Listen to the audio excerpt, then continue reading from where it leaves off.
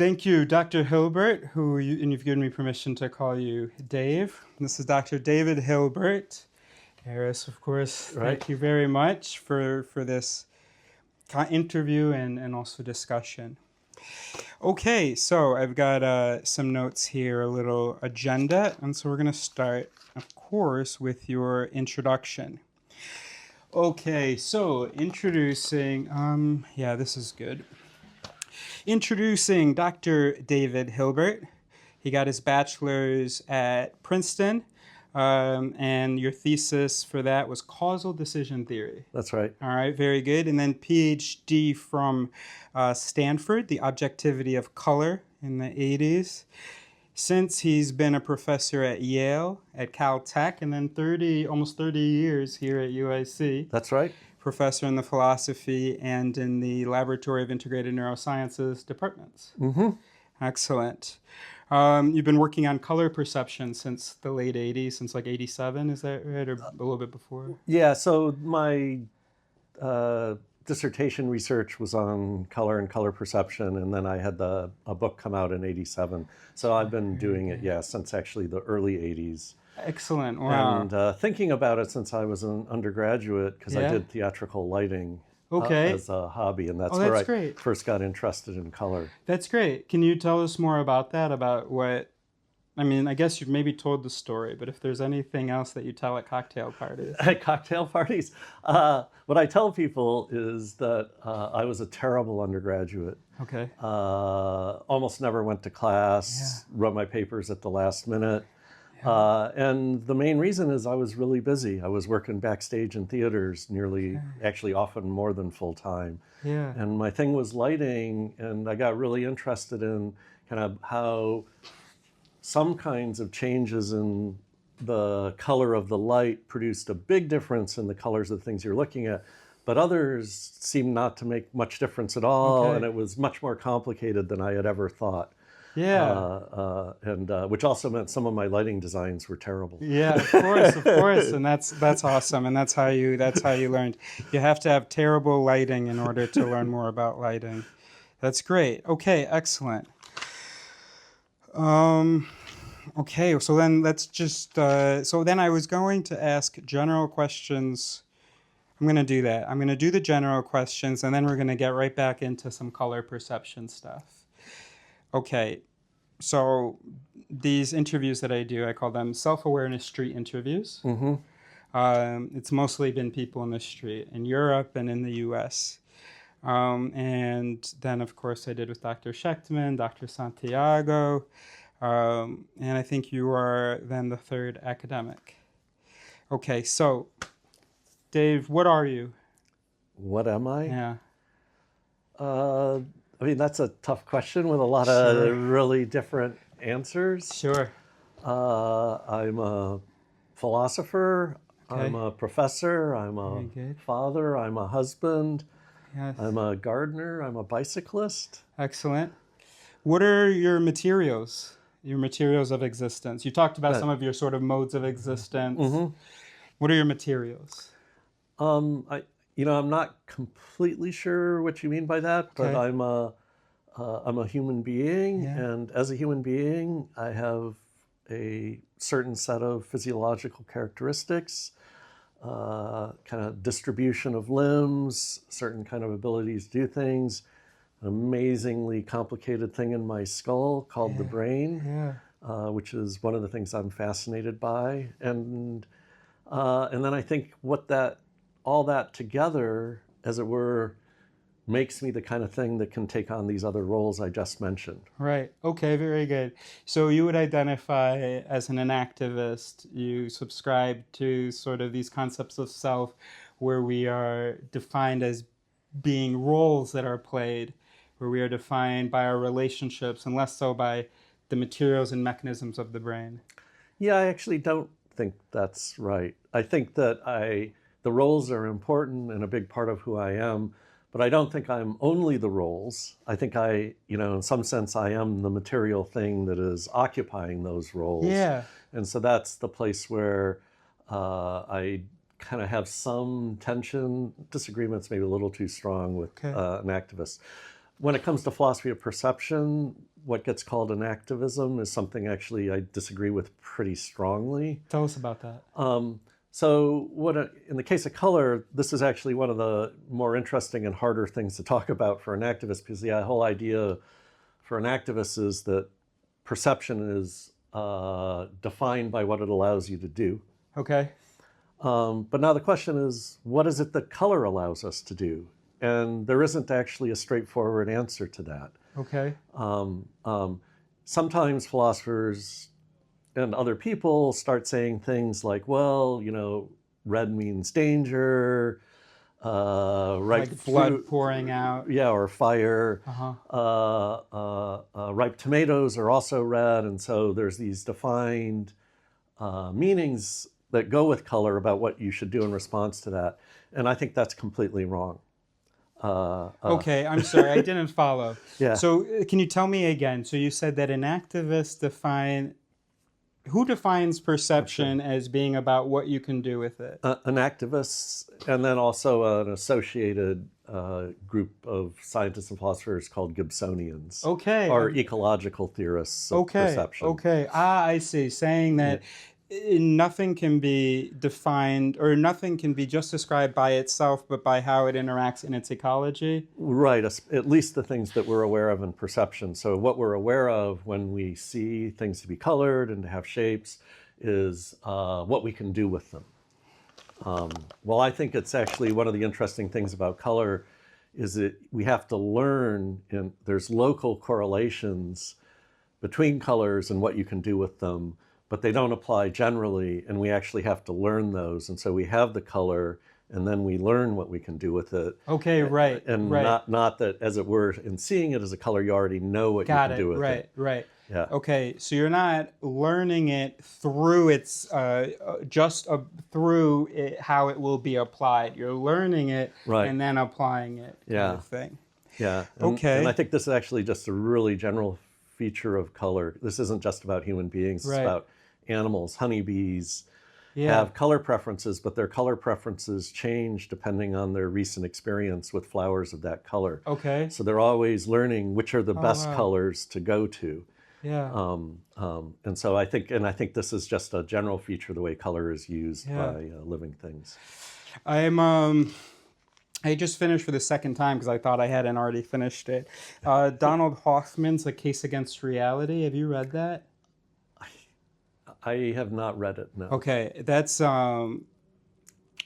I have read other stuff by Hoffman. You have, okay. And then are you familiar with, so he has fitness beats truth theorem, and then he also has the integrated theory of perception.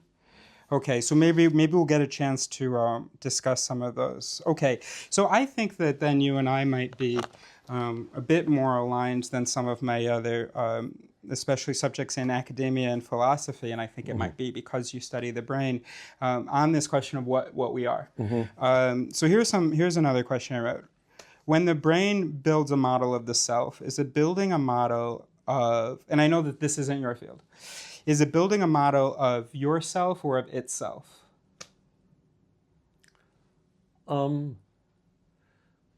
So I'm hesitating because for me, build a model of the self is ambiguous. Okay. So for example, the brain actually has a model of the body surface. Sure. And in general, so let me clarify self then. Let's define self as personality. Okay.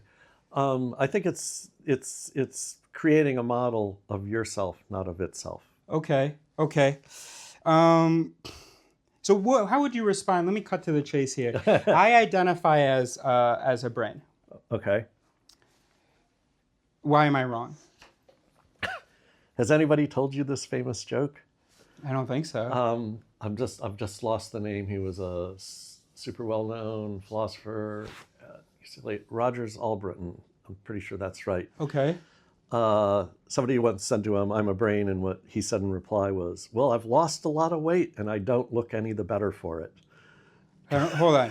Someone said to him, "I am a brain." I am a brain. Oh, you are a brain. Oh, okay, right. You are a brain. Right. We are all brains. Yeah, and then he said, "Well, I've lost a lot of weight, and I don't look any better. I don't understand the joke. Well, because the brain is much smaller than the whole body. Oh, and right, sure. There is a brain over there. They're Yes. not super attractive to look at. No, yeah, okay, all right, very good. But is it wrong, though? Is it wrong? I think it probably is wrong. Okay. Because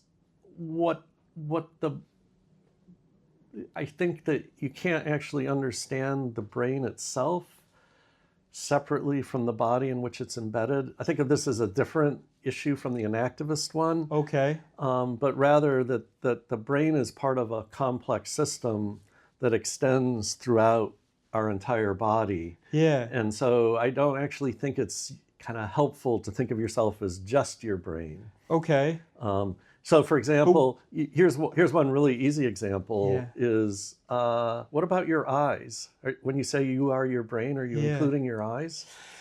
I might be tempted to, because developmentally, the eyes are, right, the only sensory organs that are sort of most immediately a part of the brain in development. Mm-hmm. But no, I would probably define myself mostly as the cortico-thalamic networks. I wouldn't really identify with my brainstem. I would identify with those mechanisms involved in most directly in producing these sentences. Yeah. See, there's a lot of stuff that you can interesting stuff you can figure out about what a human being is like by just looking at the cortex. Right.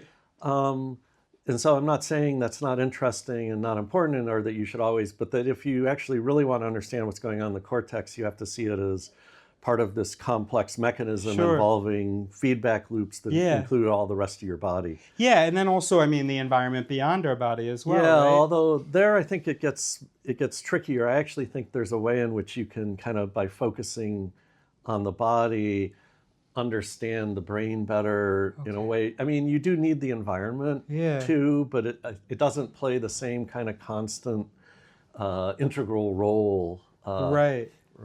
That the rest of your body does. Yeah, so that's the way I think. Of course, you need the rest of the world. You don't have vision. Right. The cortical development in the visual areas is actually driven by two things: exposure to light, but also autonomously generated waves of activity in the retina that are used to fine-tune the connections in visual cortex. Yeah. And so like, if you don't have the eyes in there, you can't even understand how the visual part of the brain gets to be the way it is. They're so tightly interwoven. Right. So I interviewed someone who said, why would I identify with the brain? Why not with a heart? Mm-hmm. Which seemed to me to be like a category mistake of looking at the enabling conditions that the heart provides versus the actual activity that's executed by the mechanisms of the brain, which couldn't happen without the heart pumping blood, but which aren't the heart pumping blood. What do you think about that? Yeah, I think you're right. Okay. Yeah. So there's a lot of other necessary conditions of our existence. Yeah, exactly. Like oxygen being produced and so on, but I wouldn't identify as chloroplast or something. But if you think of the brain and body, it's together as what kind of produces both this internal stuff we call thinking and also our behavior, then that seems, in some sense, that's what you think of as yourself, and then the heart is just something that's necessary to keep that going. Okay. So I like to do a little thought experiment when I'm. So I'm compelled by some of the things you're saying about the importance of the body. But also, I think of myself as a part of this body, as an organ of this body, the verbal one, the perceiving one, the one that's holding on to memories, the one that's integrating the perception. And if I imagined, like, for instance, the gut brain getting super, super developed, but there isn't, let's say, as much communication between the gut brain and the skull brain as there are between the two hemispheres. Okay. So there isn't as much. Then I would imagine that I would think that I would be sharing this body with another brain. How does that sit with you? Yeah, so described abstractly, I'm a little unclear as to how to answer the question. Yeah. So there is a kind of experience we have where the body seems recalcitrant, and in those moments you kind of dissociate from Right. it. Okay. And you want to say, my body's not cooperating with me. Okay. Right. Like in a sleep paralysis kind of thing? No, that's not what you meant. That would be an example. Okay. But you know, I cut my finger on a saw a while back, and I actually cut the nerve and also the tendon. I got a lot of the motion. The sensation's really weird, and so sometimes like I just want to do things, and my finger just won't do them. Yeah. And Okay. and so partly because of its injury, I actually have a different relationship to that finger Right. than I do with my other fingers. Right. And so, but that's now slightly ambiguous, because for my other fingers, I do just feel like they're just an extension of me. Right. So of course, when that's defying certain expectations, then it feels less like an extension of you and more unfamiliar. Right. Okay. Yeah. I mean, what's interesting is this was a long time ago, and I have not actually completely gotten used to it. Oh, really? Yeah, Wow. over like a decade now. Wow. Okay. Oh, but you have a Band-Aid now, so I thought that... No, you don't. Wow. Isn't perception amazing? Yeah. You were telling that, I could have sworn I was looking at a Band-Aid on your finger. No. By the way, so we are jumping all over the place. I feel a little bit off my game. I did an interview with some students before coming in here, and I don't feel like I'm working at full capacity here. And maybe that's because of the jet lag and so on. Maybe. So here's what I wanted. What did I want to ask? Let me see if this is a worthwhile contribution. What has predictive processing? What has that done for your research? I mean, the honest answer, not much. Okay.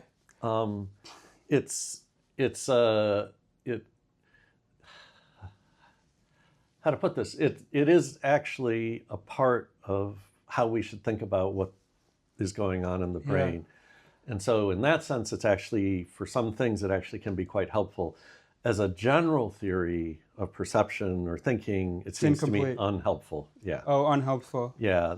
I don't think this is the right way to think about everything that's going on. And the advocates of predictive processing tend to present it as this kind of model of everything that's going on. Right. And it just doesn't seem to me helpful in that way. Okay. All right. So, gosh, I want to dig into that, but I think I'll settle for that, and then I'm going to try to have another conversation with you, especially when I'm feeling a little bit better. I'm hoping that it's just like a jet lag thing. But maybe I'm just old and learn things differently. Right. Yeah, maybe. Right? Science advances one funeral at a time, right? Okay. All right. So I'm just going to have to jump all over the place. What should brains know about themselves? Give me 2 things that brains should know about themselves. Okay, so I know what you mean by the question. I'm a philosopher, so Words matter. I do want to slightly object to the way it was framed. I don't actually think, I think it's people that do the knowing, not brains. And as we've just discussed, I'm not totally comfortable with the identifying the brain as the person. What should people know about how the brain works? Well, as someone interested in neuroscience, everything. Yeah. I mean, I went to this really cool talk yesterday about somebody who inserts genes into brain cells that makes them light up with a fluorescent marker when they receive a certain kind of neurotransmitter. And then this helps them see that there's some kind of stability and also some surprises in the distribution, say, of serotonergic activity in cells that are responding to the neurotransmitter serotonin. And this is really cool and interesting and hard to understand. And so that sense, I think all of it. Now, to be a successful person in the world, what do you need know about your brain? Almost nothing. Okay. You know, as I'm sure you know, Aristotle thought the function of the brain was to cool the blood. Yeah. So there's a sense I always tell people it was the Egyptians that thought that. Okay. No, Aristotle actually says that. I got told that so many times that I started doubting, is this really true? And I did actually both talk to some Aristotle scholars, and I do have in translation the complete works of Aristotle, and he does say that. Oh man, I've always been in these interviews. I've often mentioned that, and I've always cited the Egyptians. Well, the Egyptians might have also thought that. Okay, yeah. Well, that makes there was a lot of interaction between ancient Egypt and ancient Greece, and so yeah, I don't know that even it was original with Aristotle, but he clearly did think that. But I don't actually think being that confused about the brain actually kind of made Aristotle worse at living his life in any way. So if your question is, what do we need to know about the brain in order to successfully live our lives? The answer is okay, so I want to push back against that really, really hard. Okay, so hard those books might fall. Okay, so well, that's good. So I think I'm going to do that now. I had some other things. So I want to give you an opportunity more to talk about your research, but I'm a little bit scattered right now. So I'm going, because I want to talk about that realism versus dispositionalism and so on. I want to talk about constancy and what that might tell us, or ask about that. But there are two things that are really frustrating me, Dave, okay? And so one of them, and this is why brains should identify as brains. That's what this page is for. And then the other thing is, are you familiar with the ITF, if-then framework of cognition? Not under that name. Okay. Or rather, it would help if you just said a little more. Yeah. So how much time have we done so far? 22 minutes. Oh, wow, that's amazing, because I was going to do sections of 20, so that's perfect. Okay.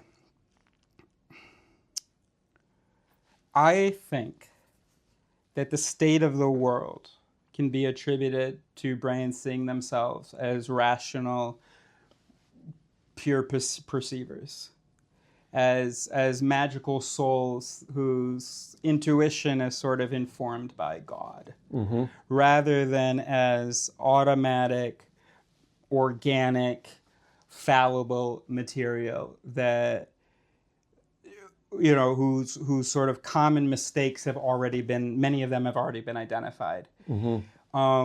I think, for instance, so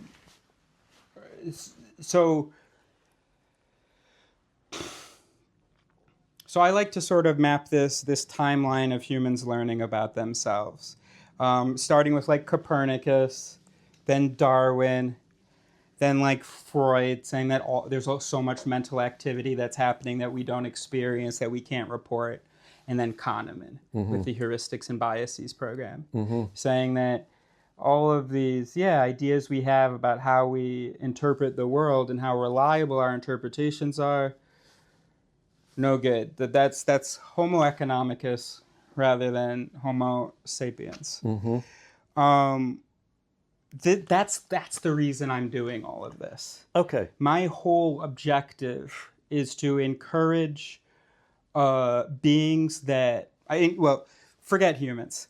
I think that thinkers, learners, deciders, and all these things can be basically described as brains. So that's the most useful sort of localization of what a person is. And that when these beings, which I localize to the brain when we're talking about thinking, believing, voting, reacting, interpreting, etc., is that if they learned about these interpretive mechanisms, about these automatic inherited mechanisms, that the world would be a better place. Yes, I agree with you to a certain extent. So I certainly don't think of human beings, and some object in some really fundamental way to thinking of the human beings as disembodied souls or completely rational beings. I'm rolling my eyes. Or anything like that. That's wrong, and thinking that way can lead to confusion that is actually arrogance, ignorance. Yeah. I mean, I have to be, I'm probably not quite as... Don't have the same vehemence that I do. I don't have the same vehemence you do, but you said specifically brains. Yeah. And to know about a brain, you mean to understand that object, like the one in the jar there, or like the images I was looking at this neuroscience talk yesterday.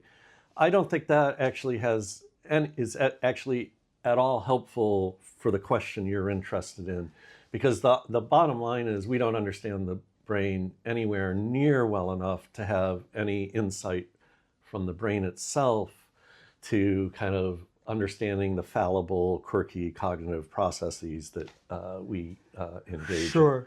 And so when I said I didn't think the brain was helpful, that's what I meant. Yeah. I guess so. I do think we need to understand ourselves. Right. And that's really important. And understanding ourselves as complex, evolved, fallible beings is actually really important. Yeah. So on that part, I'm 100% in agreement with you. Yeah. And in fact, this is like a deep interest of mine. So a class I really enjoyed teaching, I did it both as a graduate class and an undergraduate class, is I just got interested in cooperation, which is a interesting problem. Why do animals cooperate with each other? And what are the mechanisms that enable cooperation? And I actually think of this as studying, human beings are really interesting in this light because we actually are much more intensely cooperative than almost any other kind of animal except the social insects and maybe naked mole rats. Right. Okay. Didn't know about naked mole so rats. I taught a whole bees, course on ants, the evolution of cooperation where we started with bacteria and talked about slime molds and a whole bunch of stuff about the evolution of human beings and the kinds of cooperation we engage in. And so I think that's a really valuable thing to think about and helps us understand ourselves in ways that are relevant to the kinds of behaviors we engage in. So on that, like totally on board. Yeah, okay. So here's just talking about it in terms of the brain is the thing that... Yeah, so yeah, I mean I absolutely hear you that the concrete details of the brain, I see how they're not as relevant as, as I suggested. But the general themes of what a brain is, that for instance, our brain may have these autonomous processes, but that they're caused, they're programmed, they're triggered by protein interactions and so on. Mm-hmm. That a brain cannot first cause something. That a brain is a network of causes producing effects which lend themselves as causes. That just basic principle. And maybe it doesn't have to be a brain. I mean, it can be any organ, any physical entity that exists in this universe. Mm-hmm. It's worth, maybe space-time is doomed, according to Hoffman, and many people, cause and effect is doomed, but it's still useful for us to think of the world in terms of cause and effect. And so for us to kind of dispense with free will because, for instance, or have some more nuanced understanding, some better understanding of free will than just, you have to make a choice to do it. Why aren't you making the choice to do it? No, that certain conditions have to be provided, that just like how neurons work, certain conditions have to be provided in order for the action potential to fire. Mm-hmm. That seems useful to me. Yeah, that's That's interesting. You're also triggering my professional philosopher caution, because now I'm supposed to talk about free will. What I want to say, yeah, we're getting a little bit far from home. Not that I don't have views. I am a philosopher, so I have views on almost everything. Right. It's just some of them I assert less confidently than others. Yeah, sure. Yeah, so I'm very sympathetic to thinking about free will in some basically compatibilist way. Okay. Which seems to me to align at least with what you want to say, if not be the same thing. I don't actually think, again, I don't see the connection to neuroscience quite in the way that you do. Because I think I learned about compatibilism from David Hume, who had no interest in the brain at all. Right. And by the way, in your little story about learning things, you left out Descartes, who's one of the most important pioneers of neuroscience. I don't want to include him. Why should he be included in our... This is the timeline of how we changed, how we learned how wrong our intuitions are about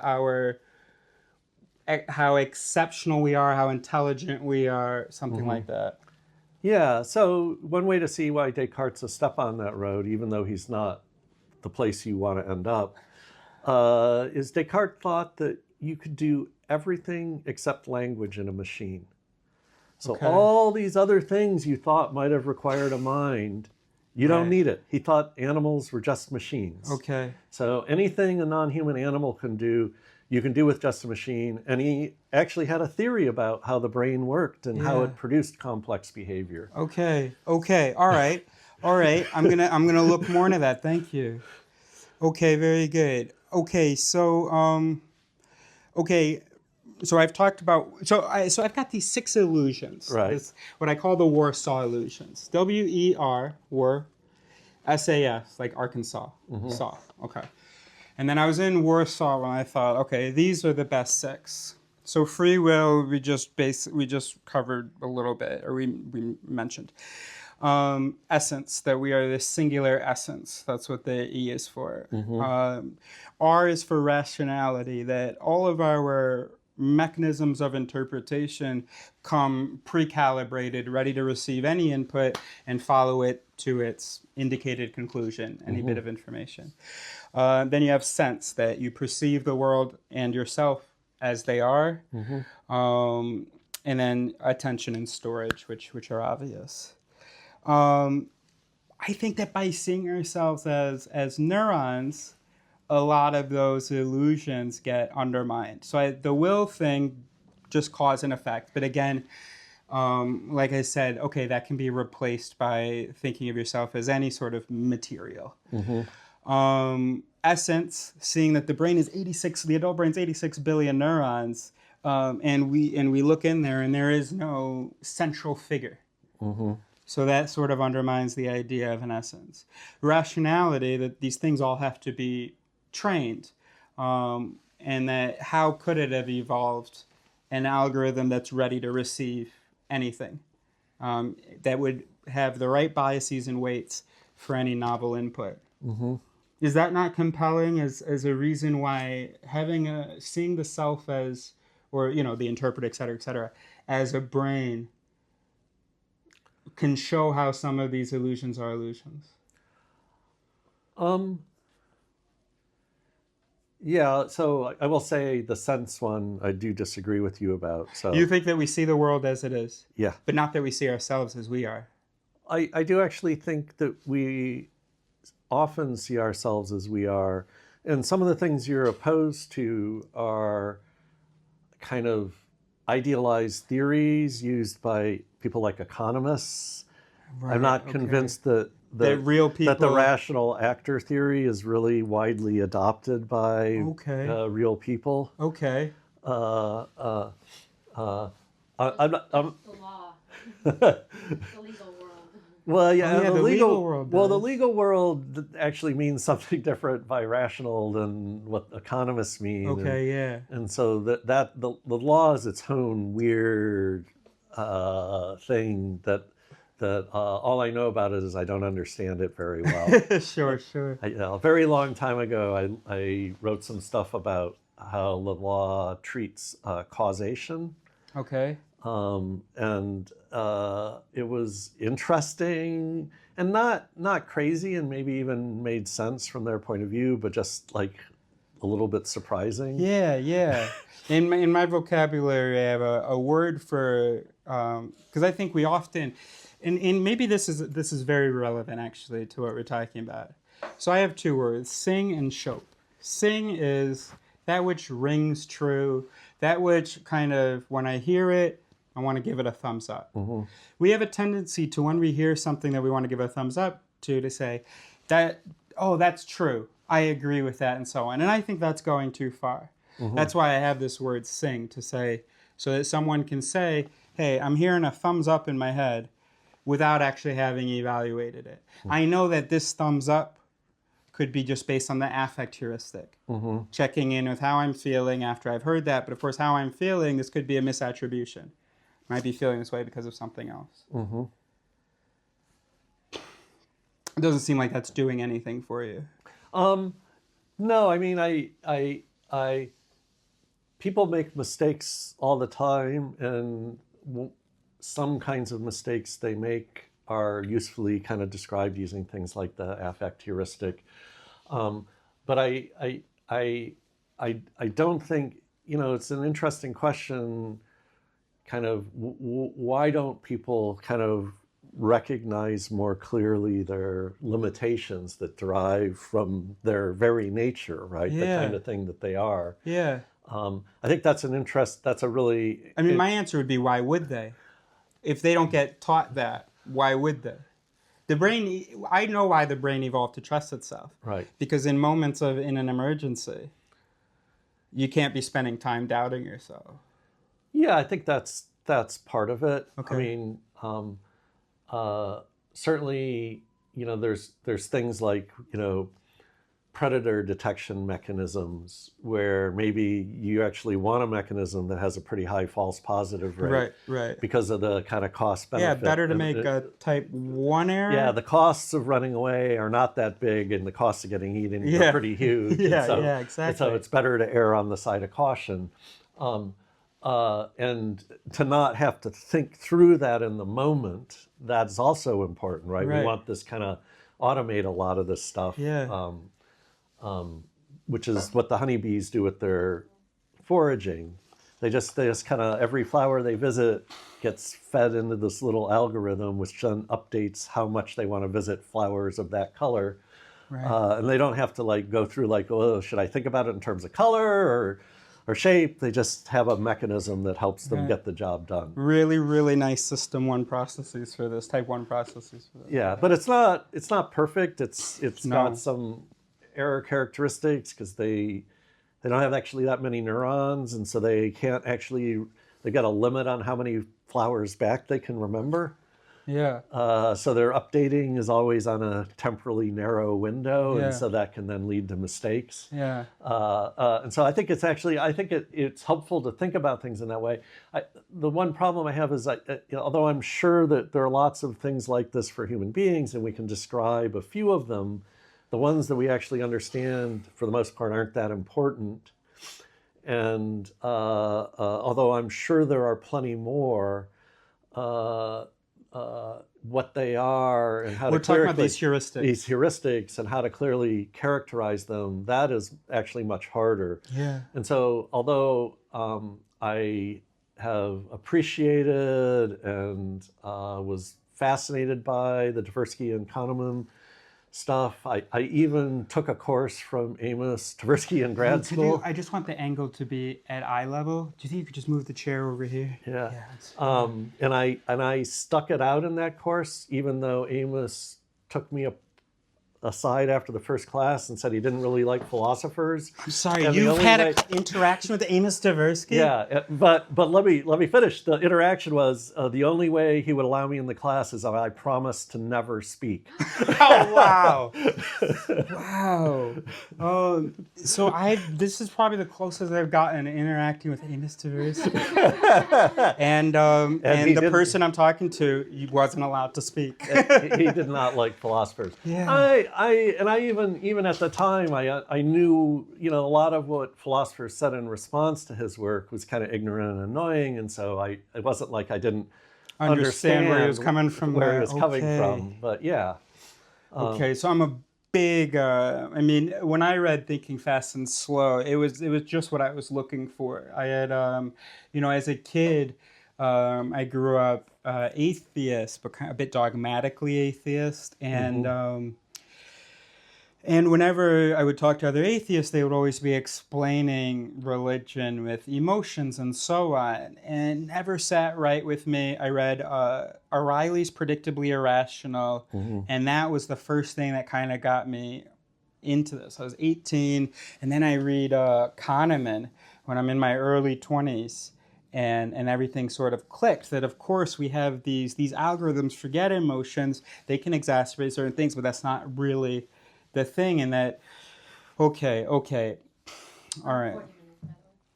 Oh, that's perfect. Excellent. Okay, so I'm going to give... I'm just going to say one thing about that real quick. Is I think Kahneman and Tversky, they did some really lovely work. Some of it has held up really well. Some of their experimental work has... The problem with some of their positive theories, like the salience bias, whatever they called that. Yeah, the problem is there's no real theory there unless you have a theory of what it is that's salient. And so some of their theorizing leaves me a little cold, because it seems to me the theory is too flexible. It can explain anything. Okay. That's not to say that. And then I actually don't like the System 1, System 2 oh boy thing, because I think there's just like 80,000 systems. Sure. And So that there really is ever this one where we're like being perfectly reasonable. So I disbelieve. I don't believe so. Yeah. So okay. All right. So now let's get into the meat of it, Dave. And on religion, I think if you really want to, and I have always, I don't know if atheist is the right word. I have never had religious belief. My earliest religious experiences were going to church with my parents. I had no objection to going to church. I refused to go to Sunday school because it just seemed like coerced indoctrination to me. And I said, I'm happy to come up to the big service with you guys, but I'm not going to go down and do that stuff. This is me as like a 10-year-old. Wow, yeah, wow. And so I don't have one of these where I believed as a little kid and then I lost my faith. I never had it. Yeah, I can't relate to that either. I mean, as soon as I came out of the womb, my dad said, be good to other people and there's no God. Yeah, well, my parents, like I said, they were religious. I just didn't. But I actually think a more interesting way to think about what's gone in what religion is about is not primarily cognitive mistakes, but that the important social role religion and things like play. Well, and not even it's a mechanism for providing certain kinds of cooperation. So I think the right way to look at religion is to look at it as kind of a mechanism that kind of helps us do, that arises out of our evolved capacities to do cooperation. And cooperation requires certain kinds of structures. Yeah. And one way to get those structures is by religion. And so I think of kind of the right way to think about religion is not in terms of its cognitive content, but in terms of its function in societies. Yeah, absolutely. And and that's why, and so I absolutely see a future. Which is also why I am not a dogmatic atheist. Right. Because religion actually can be both helpful and awful. Yeah. And I know people who engage with religious believers who both, as it were, are lovely and their church is part of, as it were, the way in which they are lovely. And then other people who are hateful and their church is part of their hatefulness. And so it can go both ways. Absolutely. We absolutely need, I think, these institutions where we honor this intuitive sense we have of, like, first of all, higher powers, quote unquote, things that link us, and where we have kind of, yeah, the rules and elements of cohesion that you were talking about. I think there's a that I think that as we're in this transition period of sort of figuring out where the cognitive aspects, the belief aspects, the statement of facts about the world aspects of religion, as we sort of reject those, we need to go and grab the social components and hold on to those for the future. Did that make sense? Like kind of. Yeah. Yeah. I was trying Except to nobody agree knows with you. how to do it, but yeah. No, I mean, and it'll probably happen organically, and it'll just take time. But yeah, we find ourselves at this funny. Yeah, I'm not sure about that. Oh yeah. Yeah. I mean, one of the interesting things, if you're kind of Hold on, you might be blocking the mic. sorry, Yeah, no, read please. modern, interested in the history of modern philosophy is, and actually if you're interested in history, like if you read Gibbon on the decline and fall of the Roman Empire, Okay. it is just full of scathingly negative remarks about the Christian religion. Okay. I mean, he never quite says it. And he often calls it the one true church. Okay. But the way in which he uses that phrase, you can just hear the sarcasm dripping off of it. In the 19th century, if you look at the introductions to editions of Gibbon in the 19th century, they're all full of apologies for his anti-religious behavior, because intellectuals had become more religious. Okay. So irreligion was intellectually much more prominent, at least in the English-speaking European world in the 18th century than it was in the 19th or 20th century. So I don't see a clear evolution whereby people are becoming less and less religious. I do think right now religion is not playing the same social organizing role in societies like the U.S. This is what I was trying to say. Yeah. That we need the social organizing role that used to be played by religion, Right. but can be played by a more humanist institution. Yeah, yeah. Anyway, some of this though is just like maybe biased because Sure. when I read philosophers, I'm reading people like Hume, the great infidel, as he was known. Okay, But speaking anyway. of Hume. Okay, so Hume had bundle theory. Right. For me, the evolution of that is the it-then framework. Okay, so let's see whether you know what I'm referring to. So if we think of the self, and we can put aside the brain for a moment. Let's think of, so basically holds that it thinks of the self as a network of conditioned consequent pairings. Okay, so so the symbol is this. Have you seen that? No. Okay, so this is for it, which represents if, then, condition, consequence. All these different heuristics and so on, even personality aspects, like ideally, and one of my frustrations is that this isn't used more often, can be phrased as a pairing of conditions and consequences. So, for instance, give me a heuristic, a bias, a fallacy that humans commonly have, execute, whatever, depend on. Sorry. You mean just like an ordinary fallacy, like affirming the consequent? No, like more of an informal one, like once that, like something that Kahneman, for instance, would talk about, like a heuristic or a bias, rather than fallacy or effect. We'll just focus on the words heuristic and bias. Yeah. So I mean, one of them is like the recency overweighting recent events. Great. So so then that would be phrased as like if event recent, then +5 weight to event. And as far as like how it's organized, categorized in the network. And so then if event 1, and then let's say that if event 1 or event 2, in which they each have their sort of weight. So this was +5, and that, let's say that was 0, just relatively speaking. Then event 2 or event 1 is the more significant event. Right now, this is not this doesn't purport to be a statement on how sort of the brain works, but on a useful way of thinking about cognition and personality and so on. Is this familiar, and is it useful?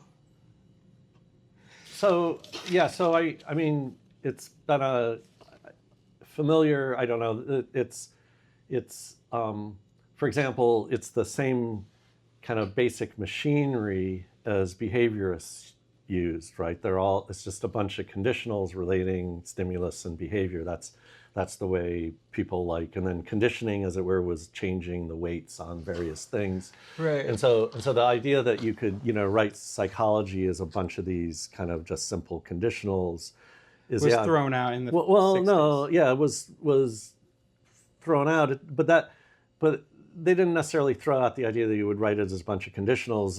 The problem was that the antecedents all had to be stimuli and the consequence all had to be behavior. But there can be a lot more internal. Yeah, and so, but in still, that black box. but still, So the basic idea, honestly, seems to me, you can write stuff down, simple, approximate laws of behavior. Yeah. That seems right to me. That the best way to do it is simple conditionals is less obvious to me. Right, and no, not simple, right? And then you wouldn't be able to really define a clear consequent. Is the problem? It's like it would be in probabilities, right? Right. So they're probabilistic laws. Yeah. I mean, we kind of went through this in philosophy, right? Where the way philosophers often describe this history is, we had the behaviorists. And then what we realized is we actually really, to state psychological laws, you actually had to postulate internal states. Yeah. And so what you have is in my language a version of functionalism. Yeah. And the whole idea behind functionalism is, we can write down the relationships between conditions, antecedents and effects, but then when we write those down, we don't want to restrict ourselves just to kind of external stimuli and behavior. No. Right. No, Yeah. you want to talk about how those produce internal states. A consequent can absolutely be an internal state. Yeah. So that framework is familiar to me. As I Yeah. said, what I would do is I would just call it functionalism. Okay, very good.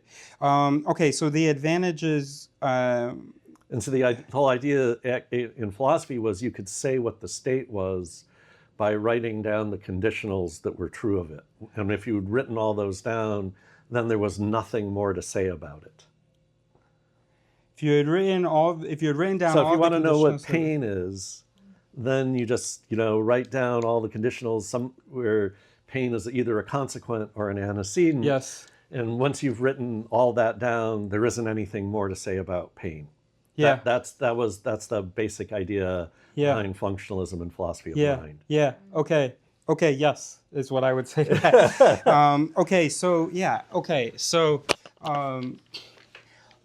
So here are the advantages I see it. One, like even diagnostic criteria could be listed as these if-then statements, right? That, for instance, a specific form of anxiety or even generalized anxiety could be, let's say ADHD. So let's say you have to have a certain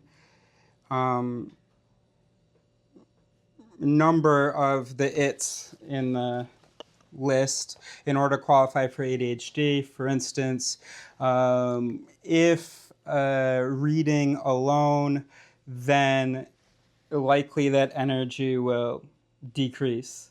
If working on something and an external novel element comes in, then engaging with that new element. Mm-hmm. Then you would also talk about the inherited its that you inherited from evolution. For instance, if in-group, then benefit of the doubt. If out-group, then pay special attention to potentially threatening behavior. Mm-hmm. Then you would look at the self as this set of characters, this play, this interaction of all of these different, countless characters. And you would also see the production of behavior as sort of being automatic and more predictable. Not that maybe we could predict it, but just theoretically predictable, that when these conditions are met, then there will be some theoretically predictable consequence. And then you would have, your language would change. Rather than talking about I this and I that, it would be this it produced this, and then this it competed and, kind of overcame that and produced this other behavior. Yeah, so I think that's hopeless. Hopeless. Which Yeah. part? All of it. Everything I just said. Different ones in different ways, but the Okay. part about language most obviously so. Okay. Because it's going to run right into the same problem. I don't know if you've read any Paul Churchland. No, I'm a big fan of Patricia. I've never read anything from Yeah, so there was a certain stage in Paul where there's no mind, there's just a bunch of neural mechanisms. And what happened? And we should just talk that way. When we really get clear, we're just going to talk in neuroscience terms. And I don't even think Paul would accept that anymore, because the idea is the whole point of it's not possible to actually say anything we would need to say in a reasonable time frame in neuroscience terms. And in fact, you're going to miss all kinds of important regularities that are kind of all at the kind of rough and ready system level, and those are the ones we rely on to guide our behavior. And actually, like, having to say all the details every time is just like hopeless. Sure. So I guess you wouldn't have to say all the details all the time. It would be, for instance, like, let's say I've got a piece of chocolate cake in front of me. Right. That triggers one of my conditioned consequent pairings, one of my its, which is if sugar available, then consume. Right? Makes sense why we evolved with that. We all have this mechanism of if sugar available, then consume.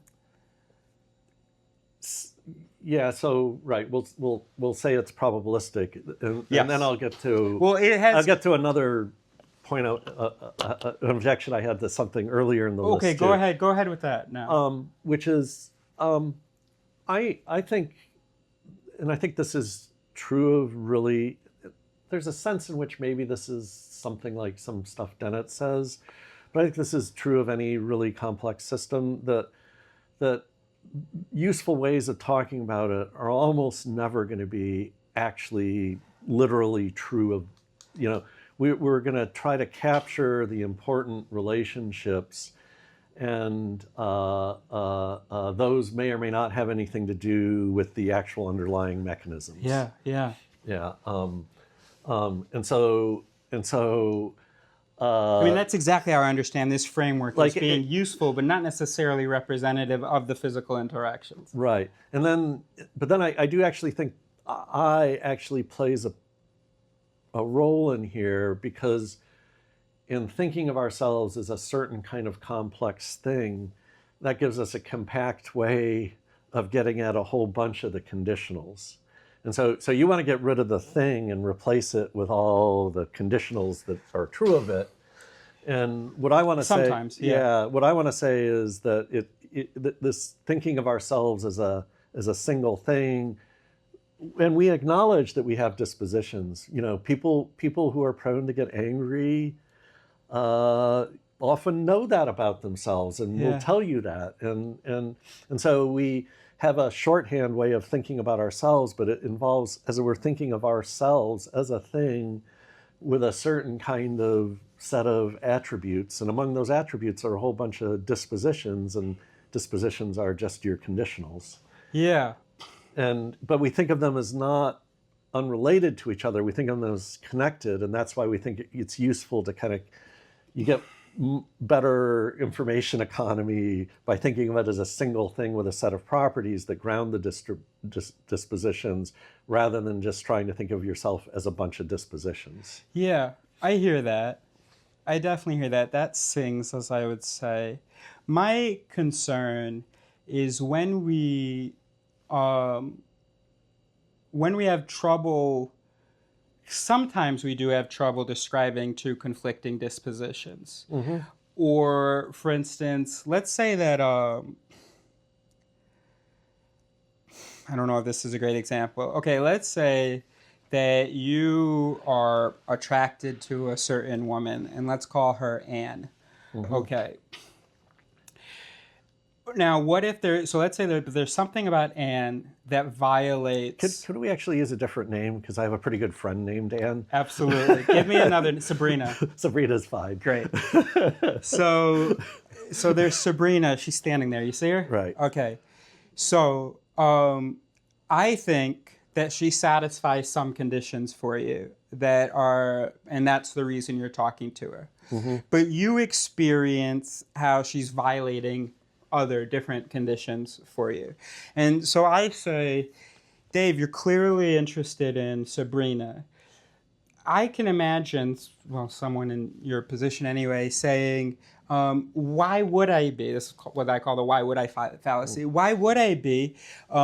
She, every time she talks, she yells, why, and that's not something that I'm interested in. And I might say, okay, one of your its is if yelling, then bad. But there's another it that if authoritative, then good.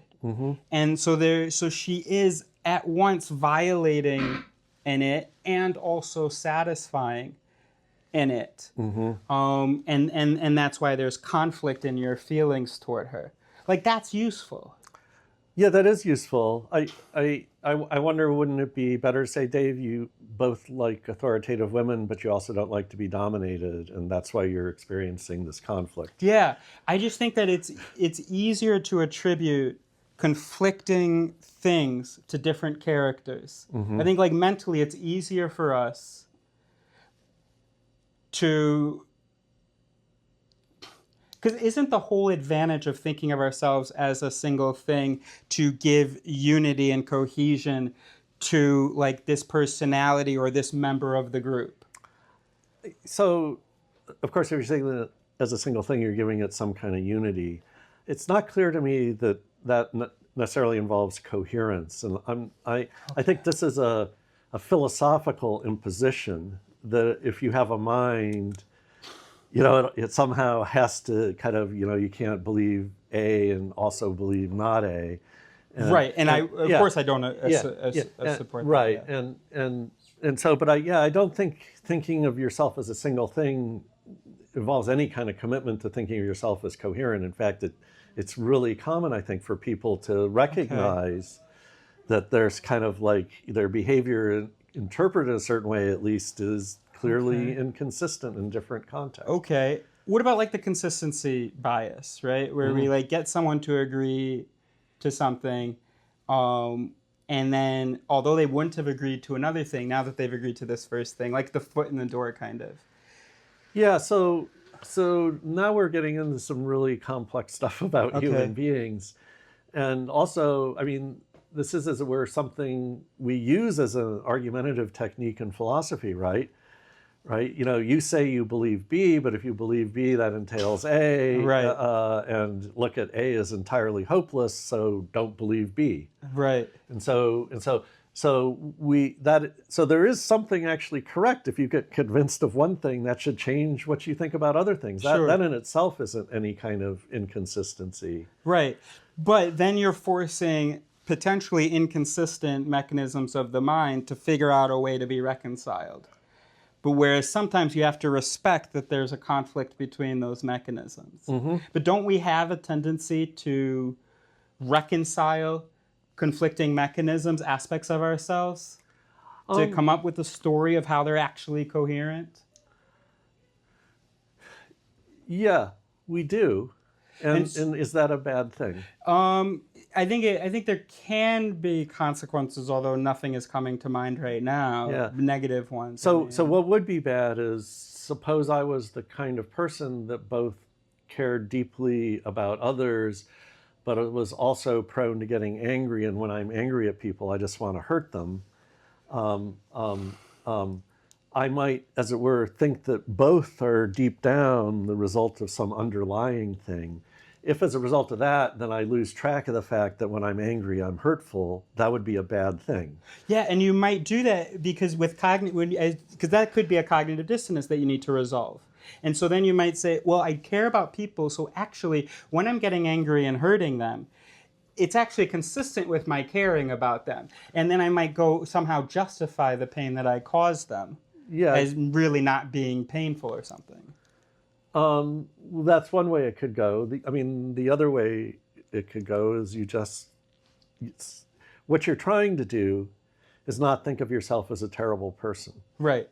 And I actually think there's some value in giving people who are often inconsistent in their behavior ways to not think of themselves as terrible. What you don't want to do is allow them to kind of suppress and not acknowledge problematic parts of the behavior. I'm not convinced that trying to kind of take it all apart into pieces is really going to, as it were, For me, this is perfect. This is a perfect example of the value of this framework, is that I can identify the bad guys in me without hating the whole team. Yeah, but if you're just a bunch of individual dispositions, then there are some pieces of you that are just bad. Yeah. There's nothing good and about my them. responsibility is to manage them or to do something about them. Yeah, but I think that's the hard thing. And it is.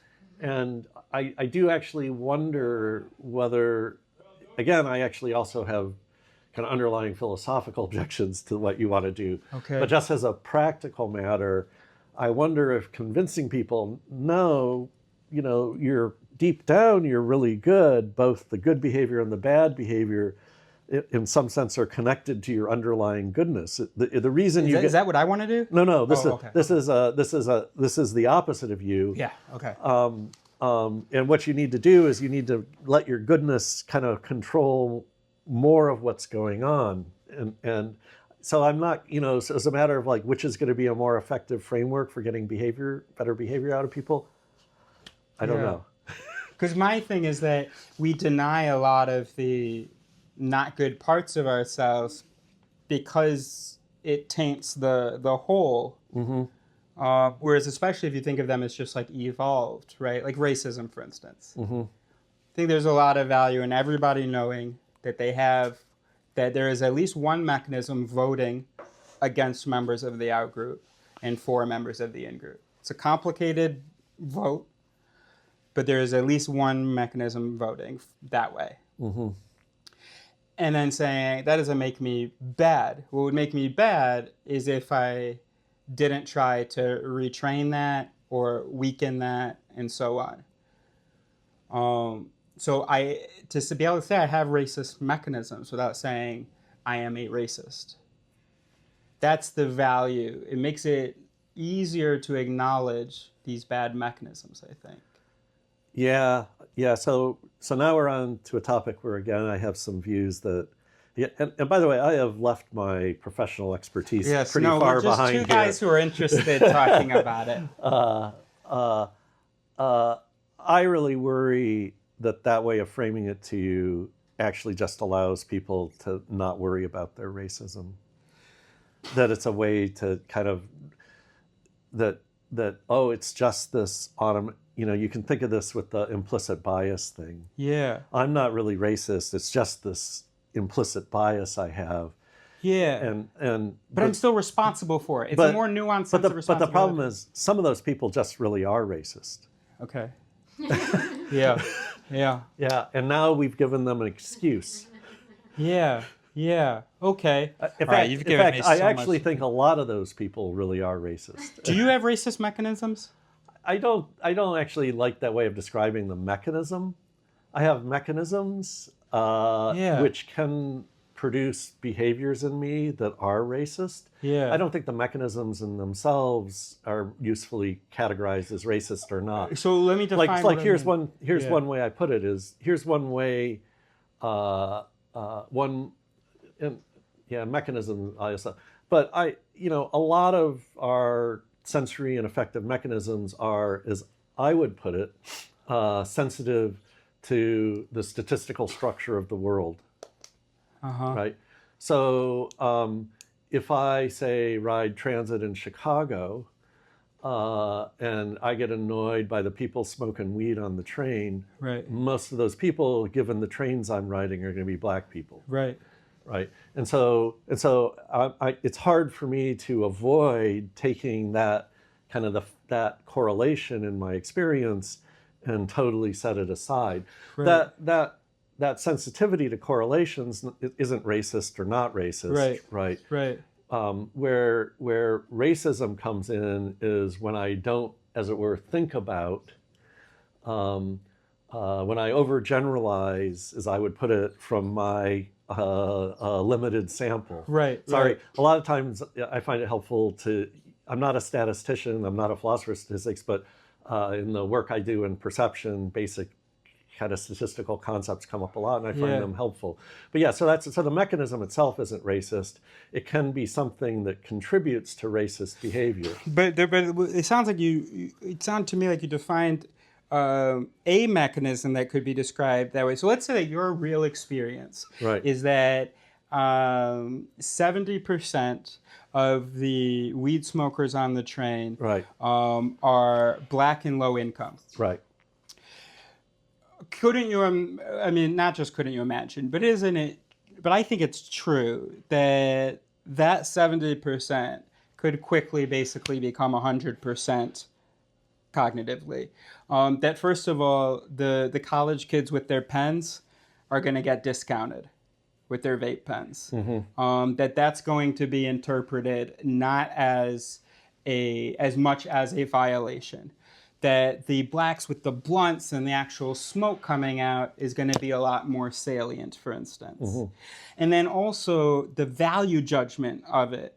If it's the blacks with the smoke coming out, especially maybe they got a little music playing straight off their phone or something, that's going to have sort of a lower valence, higher in arousal emotion than the college kid who's hitting their pen. Maybe there's just as much smoke, smells a little sweeter.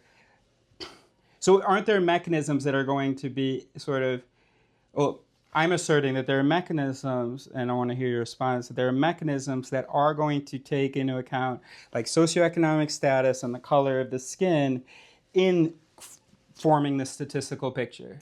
Yeah, so it's an interesting thing that I do not actually think I understand well, except that somehow it's learned as a part of our society that we pick up on some kinds of characteristics of people and use those when we're trying to form our statistical generalizations as opposed to others. Right. I don't actually really know the source of that. That seems to me interesting and complicated. Yeah. And there's a big literature where every possible idea that you can think of, and plus a whole bunch of others that you would never have thought of, have been supported. Yeah. And as far as I can tell, there's no resolution. Okay. Yeah. So there's a whole bunch of stuff there, and I do think people make a mistake when there's a sense in which, honestly, when I'm on the Green Line, there are no college students on my trains. I don't have to. They're just not in the picture. Yeah. My commute is kind of professionals from the suburb I live in, Oak Park, right, and working people from the west side of Chicago, which is 90% black. Right. And it just turns out that lawyers and professors are less likely to light up a blunt on the train. Yeah. Now, if I generalize from that experience to other characteristics of those people, or to that whole class, their value, or their whole class, that whole, as it were, category of which they're members, right? Then I'm making a mistake. But I would suspect that mechanism would exist in each of us. That especially if it's the outgroup with which we don't have much experience, we take members and we say this is how the group is. Yeah, even when we've traveled. Mm-hmm. I've gotten, I don't think this is a real example, but how many times have you heard someone go to a country, spend a week there, and then say that the people of that country are so nice? Yeah. When they met about a dozen of them. Yeah. Yeah, the nice thing is everybody says that about Midwesterners. Yeah, So yeah, that is nice. Yeah, we benefit. people from come that. and spend a week in Chicago Okay, or this Minnesota. yeah, this has been so incredible. I hope I wasn't too intense. I know I was probably all over the place. Okay, so one thing, so this maybe you So the already one thing figured I'll it out. say Go ahead. is sometimes the statistical structure is actually, and this is the really difficult thing, Yeah, is supported by is actually like justified correct. in some sense. Yeah. Yeah. I am on my commute. I'm vastly more likely to get mugged by a black person than a white person. Right. Right. Right. That's not. Again, this is because of the sampling. Yeah. It's not. The kind of people I'm running into Right. are. You're not in Appalachia. Right. I'm not in Appalachia, and it's just like some weird geography. It's professional people from Oak Park who work downtown. Right. And then poor people from the west side of Chicago, but as far as like how should I behave on the train, should I feel more worried when a young black man comes up to me as opposed to a middle-aged white person? You will though, won't you? I will. Yeah, I have complicated attitudes, and Okay. because I'm a philosopher, I actually think about this while I'm Sure, taking my sure, commute. sure. Okay. I yes and no is Yeah. the answer. So let me tell you something. When I was here in 2015, I was taking an intro to biology class. Okay, I was in my lab section. We were doing our final presentations for the semester. And so I was older because I've been in and out of college. So I was like 3 or 4 years older than everybody else. I was with freshmen. And we have to talk to a UIC researcher and then present on their research. So there's a group that presents, and this is just a little anecdote about, anyway, so that presents on someone who had done Alzheimer's research. And this person had only studied white subjects who had done the Alzheimer's research. And so they asked the researcher why. And then they said to the class what the researcher's reason was. They said African Americans have a lower cognitive capacity than all other races, and that's why they weren't included in the study. That's what they announced.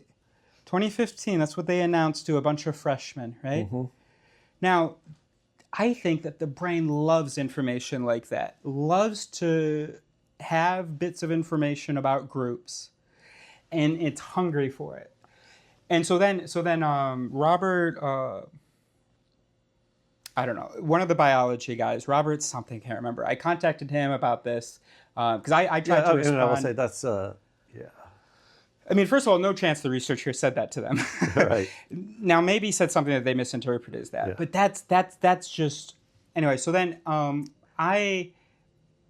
Robert something gave a presentation about the difference in IQ scores and how history matters and so on, and then I gave a presentation about what that activates in us to hear a statement and how we're not going to carry all the nuances of that statement with us when we're actually using that statement in our reflections and our interpretations, and why that statement is, even if it were true, like based on the statistics, whatever of, that were collected, the sample that was collected, how dangerous that is for that to be like a used statistic in our interactions and so on.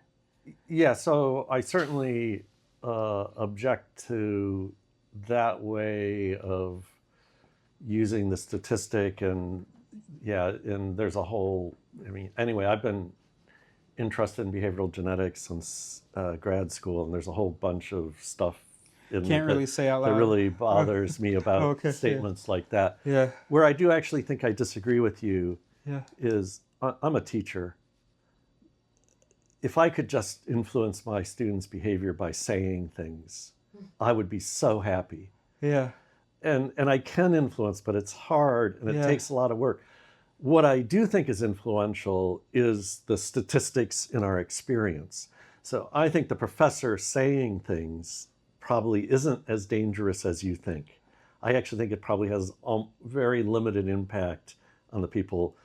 Rather, it's certain kinds of like sampling bias in your encounters with people that produce these powerful effects that, and you can actually, you don't have to be there for direct experience. That's why when Fox News is on its mission to make everybody in the country feel like setting foot in Chicago is to hold your life in your hands, the way in which they do that is by telling anecdotes and showing pictures rather than stating statistics. The other reason they don't state the statistics is because if they did say the statistics they're implying with their pictures, then people just say, you're wrong. Now, the pictures and the anecdotes are possibly true, and they lead to impression. So I think you've actually got the danger exactly wrong. Okay.